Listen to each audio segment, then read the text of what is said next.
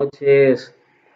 Bueno, vamos a continuar la lectura de Abadón, el exterminador de Ernesto Sábato, donde habíamos quedado en la página 20. Vamos a comenzar con la página 21. Nuevamente les sugiero que busquen un lugar tranquilo, cierren los ojos y déjense llevar por el relato. Algunas confidencias hechas a Bruno. Publiqué la novela contra mi voluntad. Los hechos, no los hechos editoriales, sino otros más ambiguos, me confirmaron después aquel instintivo recelo. Durante años debí sufrir el maleficio, años de tortura. ¿Qué fuerzas sobraron sobre mí? No se lo puedo explicar con exactitud, pero sin duda provenientes de ese territorio que gobiernan los ciegos y que durante estos 10 años convirtieron mi existencia en un infierno, al que tuve que entregarme atado de pies y manos. Cada día al despertar, como en una pesadilla al revés, sentida y aguantada, con la lucidez del que está plenamente despierto y con la desesperación del que sabe que nada puede hacer para evitarlo, y, para colmo, teniendo que guardarse para sí mismo los horrores. Con razón, Madame Norman escribió con pánico desde París, apenas leyó la traducción. Que vos habéis tous un sujet de hieros, j'espère pour vos que vos en touches jamás. Qué estúpido fui, qué débil. En mayo de 1961 vino hasta mi casa Jacobo Munich a arrancarme, el verbo no es excesivo, el compromiso de los originales. Yo me aferraba a aquellas páginas, en buena parte escritas con temor, como si un instinto me estuviera advirtiendo los peligros a que me exponía con su publicación. Mas aún, y eso usted lo sabe, infinidad de veces consideré que debería destruir el informe sobre ciegos, como en otras ocasiones quemé fragmentos y hasta libros enteros que lo prefiguraban. ¿Por qué? Nunca lo he sabido. Siempre creí, y eso es lo que públicamente aduje, en cierta propensión autodestructiva, la misma que me ha llevado a quemar la mayor parte de todo lo que escribí a lo largo de mi vida. Estoy hablando de ficciones. Solo publiqué 2 novelas, de las cuales únicamente El túnel lo fue con toda decisión. Ya sea porque en aquel tiempo aún mantenía bastante candor, o porque el instinto de conservación era todavía físicamente intenso, o en fin porque en ese libro no penetraba a fondo en el continente prohibido, apenas sí un enigmático personaje imperceptible, como alguien que en un café dice palabras acaso fundamentales, pero que se pierden en el ruido, o entre otras, al parecer más importantes. Con todo no lo entregué aquel mismo día a los originales, día que recuerdo muy bien por lo que luego le diré sobre mi cumpleaños. Muchin no logró llevarse la obra, pero se llevó mi compromiso, hecho delante de amigos que lo apoyaron de entregarse un mes más tarde, cuando hubiese rehecho ciertas páginas. Era una manera de darme un respiro, una posibilidad de que la novela no entrase en la máquina editorial. El 24 de junio, Muchin me telefonó, recordándome la promesa. Me dio vergüenza de decirme, o quizá mi conciencia luchaba contra mi instinto, considerándolo absurdo, y aceptando la presión amistosa como un pretexto ante mí mismo, como si dijera, vean ustedes, ¿ustedes? ¿Quiénes? Que yo no soy enteramente responsable. Le respondí que iría ese mismo día para hacerle entrega de los originales. Apenas lo supo, me preguntó si había olvidado que era mi cumpleaños y que como siempre vendrían algunos amigos. Mi cumpleaños era lo único que faltaba para terminar de prevenirme, pero no le comenté ni una palabra.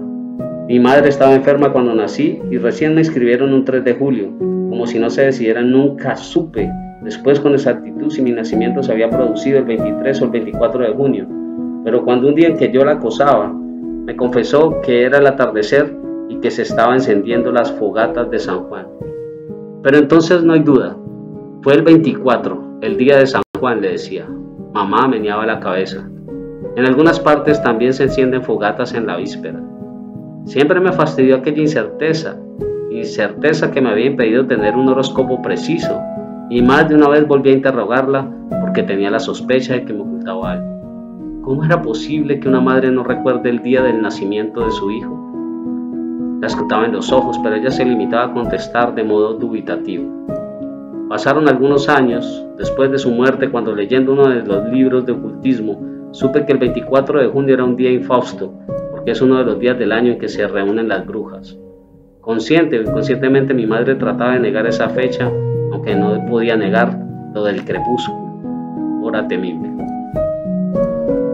No fue el único infausto vinculado a mi nacimiento. Acaba de morir mi hermano inmediatamente mayor de 2 años de edad. Me pusieron el mismo nombre. Durante toda la vida me obsesionó la muerte de ese chico que se llamaba como yo y que para colmo se recordaba con sagrado respeto, porque según mi madre y doña Eulogia Carranza, amiga de mi madre y allegada a don Pacho Sierra, ese chico no podía vivir. ¿Por qué? Siempre me respondió con vaguedades. Se me hablaba de su mirada, de su portentosa inteligencia. Al parecer venía marcado con un signo aciago. Estaba bien, pero ¿por qué entonces habían cometido la estupidez de ponerme el mismo nombre? Si no hubiese bastado con el apellido, derivado de Saturno, ángel de la soledad en la cábala, espíritu del mal para ciertos ocultistas, el sabbat de los hechiceros. No, le mentía a M. No olvide el cumpleaños, volveré temprano. Esa tarde sucedió algo que en cierta medida me tranquilizó. En el momento en que le entregaba las carpetas a Muchink, le dije que me reservaba la última para corregir algunos fragmentos. Se enojó. Me dijo que era una tontería, que así me pasaría la vida entera sin publicar nada, esterilizándome. De todos modos le pedí que me dejara corregir allí mismo algunas páginas. Entonces en la mesa de uno de los correctores abrí al azar la última carpeta en la parte en que el comandante Danel se dispone a descarnar el cadáver de Lavalle. Empecé a tachar adjetivos y adverbios.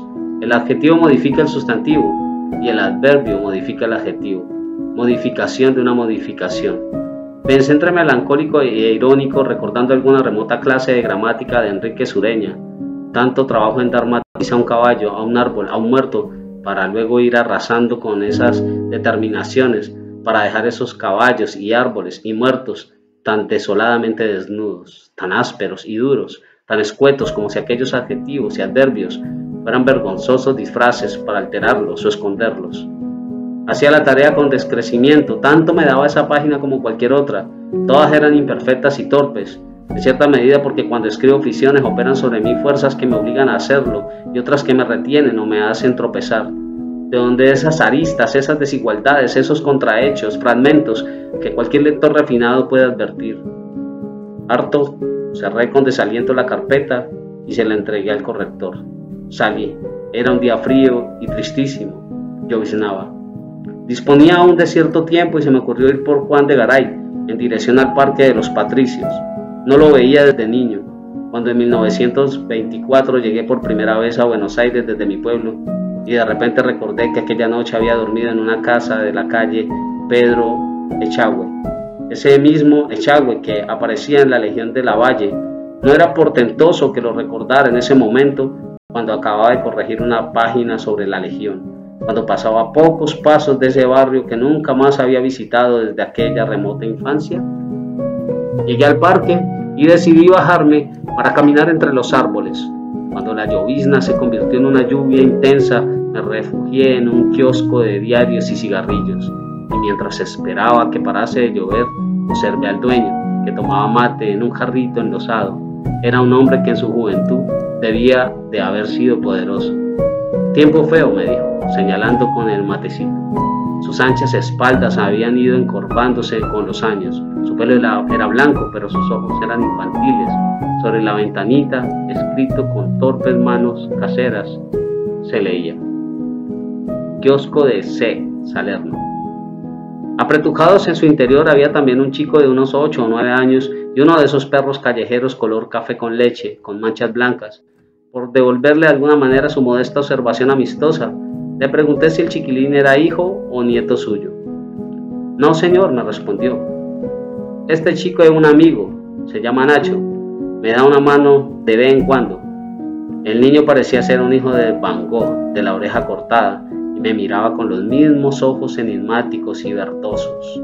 Un niño que en cierto modo me recordaba a Martín, pero a un Martín rebelde y violento, alguien que un día podía volar un banco o un prostíbulo. La sombría gravedad de su expresión impresionaba aún más por tratarse de una criatura. Paralizar el tiempo en la infancia, pensaba Bruno. Los veía amontonados en alguna esquina en esas conversaciones herméticas que para los grandes no tienen ningún sentido. ¿A qué jugaban? No había más trompos, ni brillaba, ni rescate. ¿Dónde estaban las figuritas de cigarrillos dólar? Y las de vidolio Tesorieri o Mutis?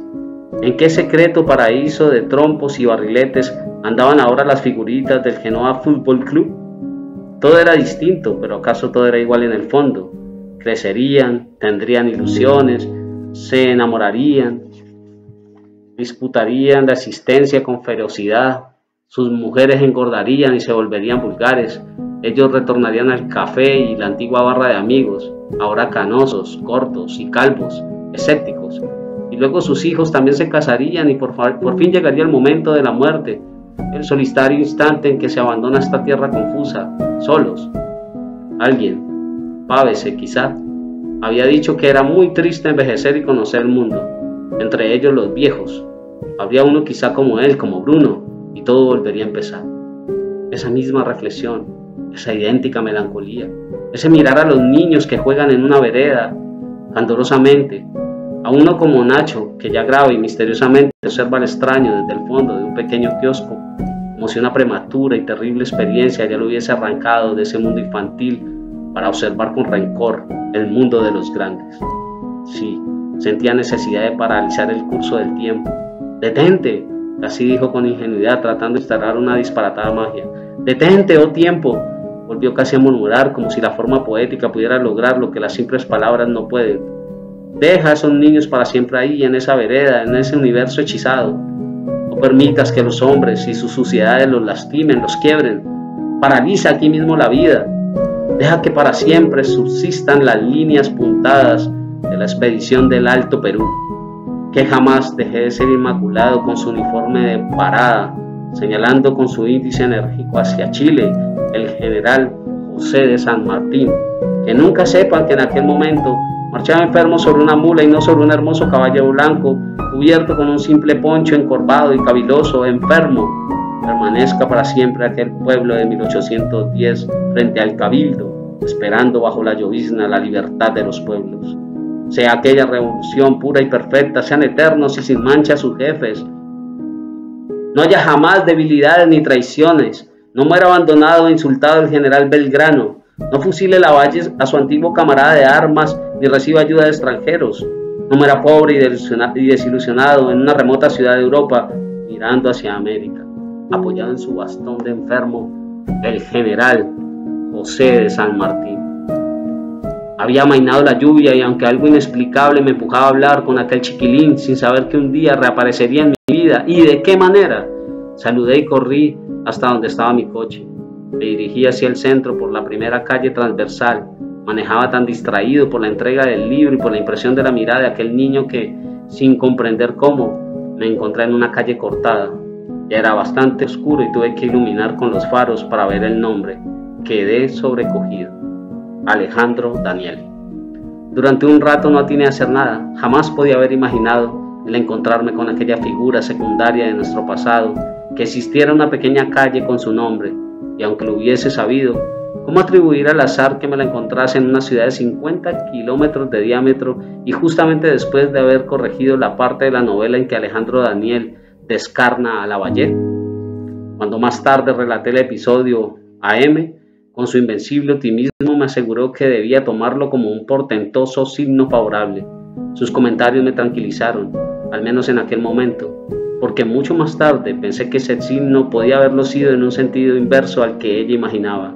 Pero en aquel momento su interpretación me trajo sosiego que fue convirtiéndose en euforia durante los meses que siguieron a la aparición del libro, primero en la Argentina y luego en Europa. Esa euforia me hizo olvidar las instituciones que durante años me habían aconsejado el absoluto silencio. Lo menos que puede llamarse a esto es miopía. Nunca vemos lo suficientemente lejos. Eso es todo. Después fueron produciéndose, poco a poco, con insidiosa persistencia, los acontecimientos que habrían de perturbar estos últimos años de mi vida, aunque a veces, la mayor parte, sería exagerado llamarlos así, pues apenas eran como esos casi imperceptibles pero inquietantes crujidos que oímos de noche cuando estamos desvelados. Nuevamente empecé a recluirme en mí mismo. Durante casi 10 años no quise saber nada de ficciones, hasta que sucedieron 2 o 3 hechos que empezaron a darme una débil esperanza, como pequeñísimas y vacilantes luces que un aviador solitario que ha luchado con formidables tempestades y cuando la nafta se le acaba, empieza a ver o a creer que ve, a lo lejos, en medio de las tinieblas, y que pueden señalar la costa en que por fin ha de poder aterrizar. Sí, puede aterrizar, aunque el lugar era inhóspito y desconocido, aunque las débiles luces que me condujeron y despertaron en mí una temblorosa esperanza podían pertenecer a un territorio de caníbales. Así pude sentirme de nuevo entre los hombres y caminar cuando ya creía que jamás podría volver a hacerlo.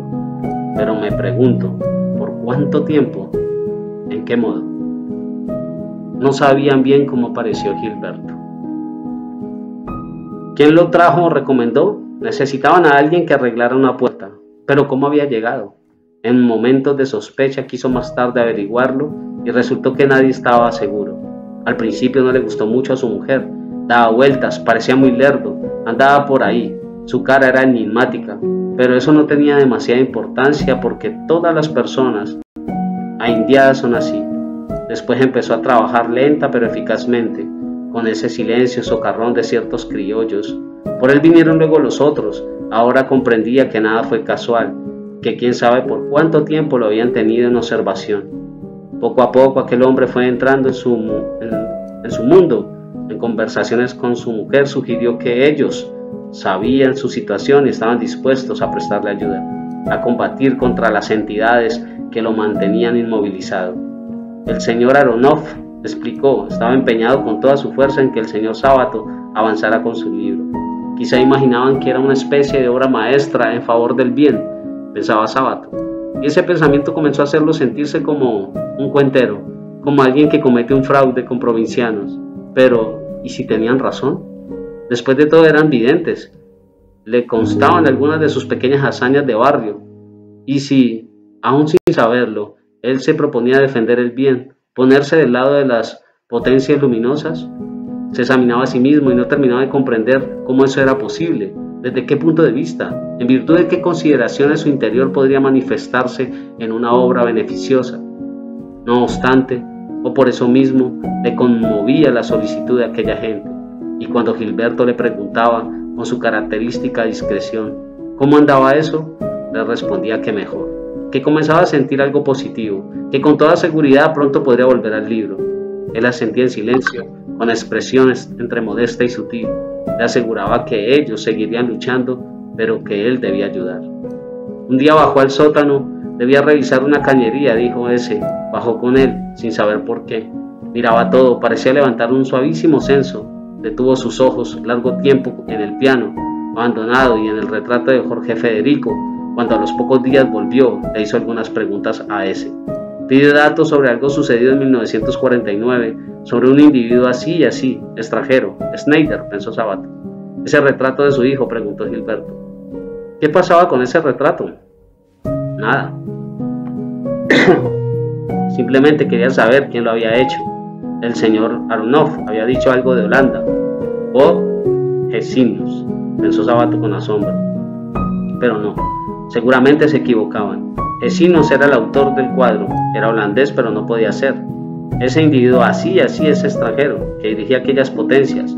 Se equivocaban porque la imagen no era clara, porque tanto Bob como Schneider eran extranjeros y de la misma época. Sería sorprendente, pensó, sería pavoroso, que Bob pudiera ser agente de las potencias tenebrosas. Pero ¿por qué se empeñaron en hacer la sesión en el sótano? Bueno, es cierto que Valle lo había convertido casi en un departamentito, don Federico Valle. Por primera vez se le ocurría su nombre en relación con todo eso. Extranjero, hombre de edad, pero no usaba jamás sombrero. ¿O este era un detalle equivocado de esa gente a causa de la turbiedad que con frecuencia presentan esas visiones? Y sin embargo pensaba que aunque Valle no pudo haber sido un agente de las potencias negativas, resultaba significativa la inclinación que siempre había tenido por las cuevas y túneles desde que trabajó con Méliès en un subsuelo de París, hasta que en Córdoba se construyó, se cavó, un refugio en la montaña que él mismo calificó de cueva, y más tarde, cuando le alquiló la casa de Santos Lugares, no había reservado el sótano para vivir. De cualquier modo, Aronoff insistió en realizar la sesión allí, en el subsuelo, en el mismo lugar donde se aguarda el piano que Jorge Federico tocaba cuando chico, un piano cerrado, desde entonces arruinado por la humedad, y encima el retrato que Bob le hizo en 1949. Ahora advertía que era la fecha mencionada por Gilberto, pero era absurdo, nada había habido en aquel tiempo que pudiera hacer pensar en Bob como un miembro de la secta, ni siquiera indirectamente. Lo más tremendo fue cuando la rubia entró en trance y Arnold le ordenó, con voz imperiosa, que le hiciera llegar un signo de aquel tiempo. La muchacha se resistía, lloriqueaba, se retorcía las manos, sudaba, con palabras entrecortadas murmuraba que le era imposible, pero el señor Arnold le repetía la orden de modo imperativo, diciéndole que debía hacerle llegar un mensaje al señor Sabato con el piano, una prueba de que las fuerzas malignas se veían obligadas a comenzar su retroceso. Mientras la rubia seguía llorando y retorciéndose las manos, el hombre, enorme e imponente, con su pierna cortada y su muleta, giró hacia las otras mujeres que seguían en distintas etapas de su trance, y también hacia el chico Daniel, que sufría convulsiones con los ojos extraviados, mientras gritaba que algo horrible se movía en su vientre. Sí, sí, le decía el señor Arnold, extendiendo su mano derecha sobre su cabeza. Sí, sí, debes expulsarlo, debes expulsarlo. El chico se retorcía, parecía que de un momento a otro iba a vomitar, hasta que efectivamente lo hizo, y hubo que limpiarlo y pasar un trapo por el piso. Mientras tanto, la rubia había abierto el piano y con los puños cerrados torpemente golpeaba el teclado, viendo que era imposible, que no podía, pero el señor Arnold volvió su brazo extendido sobre ella y con su voz grave y poderosa le repitió su orden de hacerle llegar un mensaje al señor Sabato. La señora Esther, entre tanto, respiraba cada vez más profunda y ruidosamente, con su cara cubierta de sudor. Hable, hable, le ordenaba Arnold. Usted está tomada por la entidad que lucha contra el señor Sabato. Hable, diga lo que tenga que decir. Pero ella seguía agitándose y respirando en un ruidoso estertor, hasta que finalmente cayó en una frenética histeria y hubo que sujetarla entre dos para que no destruyera lo que estaba a su alcance. Apenas se calmó un poco, Arnold volvió a repetir su orden a la rubia. Debes tocar el piano. Le decía con su voz autoritaria, debes hacer llegar el mensaje que el señor Sabato necesita. Pero aunque la chica trataba desesperadamente de desentumecerlos, los dedos seguían agarrotados por una fuerza superior a su voluntad. Golpeaba el teclado, pero los sonidos que arrancaba eran torpes como los que obtiene un chiquito de corta edad. ¡Hazlo!, ordenaba Arnold, quien, Sabato, no pudo evitar el sorprenderse. Construía sus frases como un español. Puedes y debes hacerlo. Debes hacer el esfuerzo que en nombre de Dios te pido y te ordeno. Sabato sentía pena por la muchacha, que la veía gemir con sus ojos extraviados, sacudir la cabeza de un lado para el otro e intentar abrir sus dedos agarrotados. Pero entonces vio cómo Betty se ponía de pie, con los brazos extendidos en la forma de alguien que ha de ser crucificado, con el rostro dirigido hacia el techo y los ojos cerrados mascullaba palabras ininteligibles. Sí, sí, sí, dando su muleta para colocar su mano derecha extendida hacia la frente de la mujer. Sí, Betty, sí, eso es, dime lo que tengas que decir. Haz saber al señor Sabato lo que necesitas conocer. Pero ella seguía mascullando palabras incomprensibles hasta que de pronto oyeron acordes en el piano y tanto Sabato como Arnold se volvieron hacia la chica rubia que, poco a poco, a medida que sus dedos comenzaban a soltarse, ejecutaba Internach de Schumann. Era una de las piezas que en aquel tiempo tocaba Jorge Federico. Sí, sí, gritó excitadísimo Arnold. Toca, toca. Que el señor Sabato reciba ese mensaje de luz. Emponía su mano derecha cargada de fluido hacia la cabecera de Silvia, que a cada instante tocaba con mayor precisión, hasta llegar a hacerlo en una forma que no podía esperarse, en un piano abandonado durante 20 años en un sótano húmedo. Sabato cerró involuntariamente sus ojos y sintió que algo estremecía su cuerpo y lo hacía balancear. Tuvieron que sostenerlo para que no cayera. Dejémoslo hasta ahí. Bueno, hemos leído hasta la página 32. Ahí vamos siguiendo paso a paso. Que tengan muy buena noche. Muchas gracias a los que están escuchando el libro. Les agradezco. Gracias.